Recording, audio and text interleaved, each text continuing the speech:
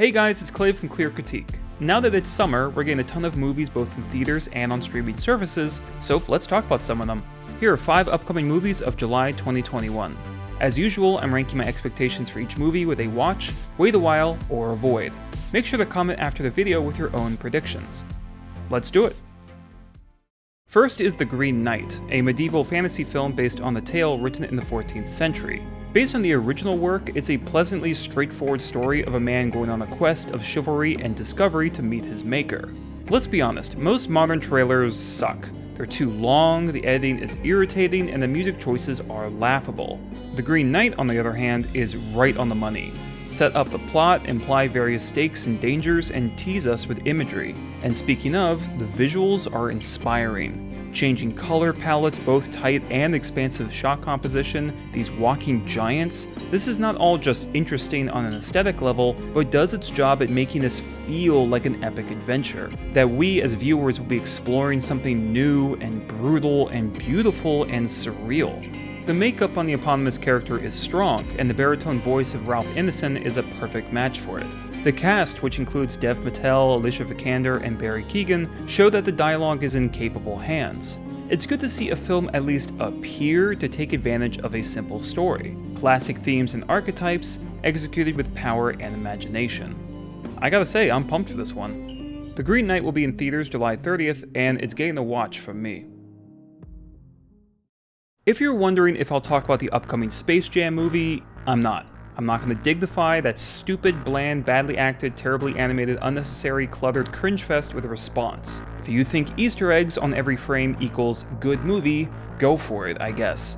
Instead, I'm going to briefly discuss the sequel to Escape Room, entitled Escape Room Tournament Champions. I know that a tween horror franchise like this is easy pickings to mock, but I'm going to be kind to it. Sure, the original Escape Room wasn't great, the puzzles themselves were either uninventive or could have been solved easily if everyone just took a minute to think.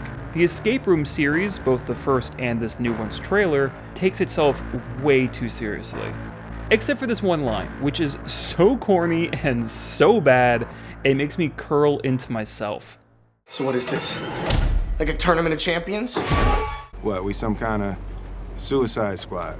The sequel is going for a more tech-electronic angle, with simulations being incorporated into the traps. In a weird way, this feels dated, like something out of Minority Report, but I'm still glad they're doing something new as a sequel rather than convolute the plot and coast on the rest. And after all, simulations provide literally endless possibilities, especially for an escape room scenario.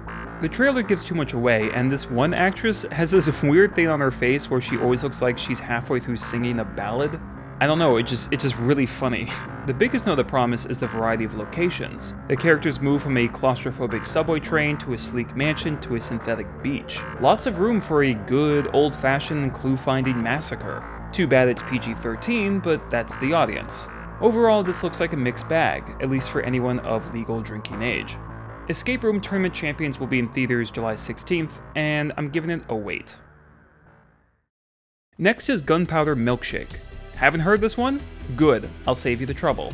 It's about a female assassin who works for an organization of assassins called The Firm, who provide her with assignments, weapons, and equipment. However, when she kills the wrong target, she is no longer under their protection. A kill order is given out to all the other hitmen, and she must fight back with some outside help. Gunpowder Milkshake's title illuminates everything wrong with this project. It wants you to ride along with its girl power fantasy, yet does so in such a pandering, forced manner, with a sense of recklessness that is so streamlined it might as well be sold at Costco. My review of the film Hannah went into more detail about how to make a female action hero captivating. Somehow it's easier for me to buy a young girl as a physical threat than Karen Gillan. She has zero presence, her tough girl lines sound awkward, and you can see in the fight choreography how much people are pulling their punches. I like the concept of naming guns after books, but this again just reminds me of what John Wick 2 did with the 3-course meal. The jokes aim for Marvel-level quips and fall on their face, and the action looks horrendous. But what makes it all worse is the confident, smirking attitude that, based on what they're showing, is pitiful and undeserved. Just watch the trailer and count your eye rolls at some of these comedic exchanges. Are you a serial killer? What? You kill people. Yes. And you've killed more than one. That is serial. It's more complicated than that. Ugh. The film wants to look like it's bursting onto the scene guns blazing, but it's firing at a wall and its shoes are untied and no one is watching. Oh my god, I just realized something. Remember Ruby Rose's character from John Wick 2? How she didn't talk, barely did anything at all, yet was somehow obnoxious and badly performed? Imagine if she could talk and was the main character. That's basically this movie. Yeah, fuck that. Gunpowder Milkshake will be defecated onto Netflix July 14th, and it gets in the void. Let's wash out the taste of that milkshake with a more promising female action hero, Black Widow. Okay, one negative that's burning a hole in my brain. I'm not the type to complain about people playing or voicing characters of a different race. Honestly, if you're bitching about black cartoons being voiced by white people, you need a hobby.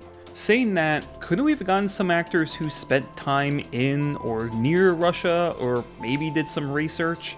Black Widow herself is fine, she's established as having an American accent, and it should stay that way. But Florence Pugh, David Harbour, and Rachel Weisz, all of whom I love as actors, are butchering these lines. Pugh is hopping countries faster than a VPN, and I can't believe these are Harbour's best takes. Fully conscious, but no choices. We fight with you. Natasha, don't slouch. I'm not slouching. You're going to get the back hunch. Listen to your mother. Oh my god, this... Jesus Christ, it's like they handed them all a bottle of vodka, some Rocky and Bullwinkle DVDs, and hoped for the best. With all of that said, this movie looks good.